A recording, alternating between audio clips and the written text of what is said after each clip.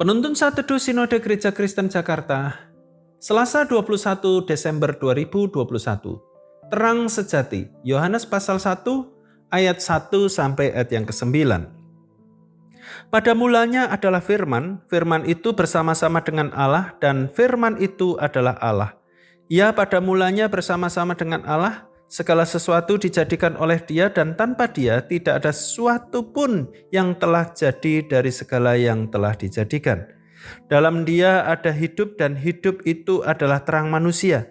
Terang itu bercahaya di dalam kegelapan dan kegelapan itu tidak menguasainya.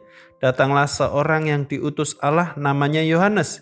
Ia datang sebagai saksi untuk memberi kesaksian tentang terang itu, supaya oleh Dia semua orang menjadi percaya.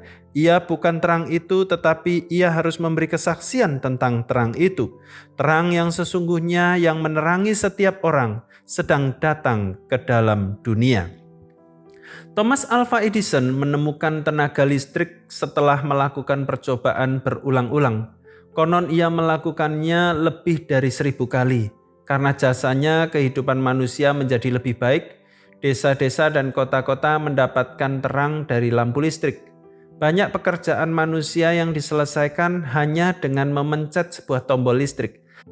Tetapi terang yang dihasilkan dari usaha dan kerja keras Edison tidak bisa menerangi sisi lain dari kegelapan hidup manusia. Sisi lain itu adalah kegelapan karena dosa. Dosa memisahkan manusia dari penciptanya, dibuang dari Taman Eden dan diganjar dengan maut.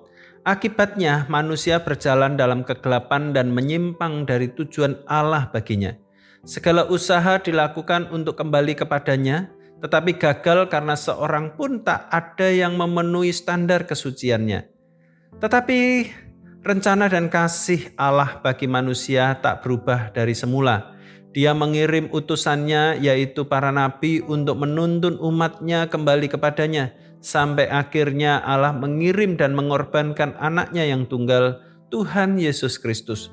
Dia mati di kayu salib untuk menebus dosa manusia. Dia adalah firman Allah yang menjadi daging. Dia ada sebelum dunia dijadikan. Dia adalah terang dunia yang hidup di antara manusia. Dialah satu-satunya terang yang mampu mengalahkan kegelapan karena dosa. Dialah Allah. Di dalam Dia kita memperoleh segala berkat rohani dari surga, yaitu pengampunan dosa. Dialah terang yang sejati. Kegelapan tak akan menguasainya. Hidup kita telah diterangi oleh firman Allah yang telah menjadi manusia. Hidup kita setiap hari haruslah berada dalam terang itu. Kita harus meninggalkan dosa-dosa kita sebab kita telah ditebus dengan darah Kristus yang mahal. Kita perlu hidup seturut dengan firman-Nya. Selain itu, kita juga tidak perlu takut dan khawatir dalam menjalani kehidupan ini. Meskipun kehidupan ini sulit, terang Tuhan akan menuntun dan memelihara hidup kita. Tetaplah bersandar kepada Tuhan, tetaplah hidup dalam terang-Nya. Mereka yang hidup dalam terang tak akan pernah dikuasai kegelapan, melainkan mengalahkan kegelapan dan bercahaya di depan semua orang. Tuhan Yesus memberkati.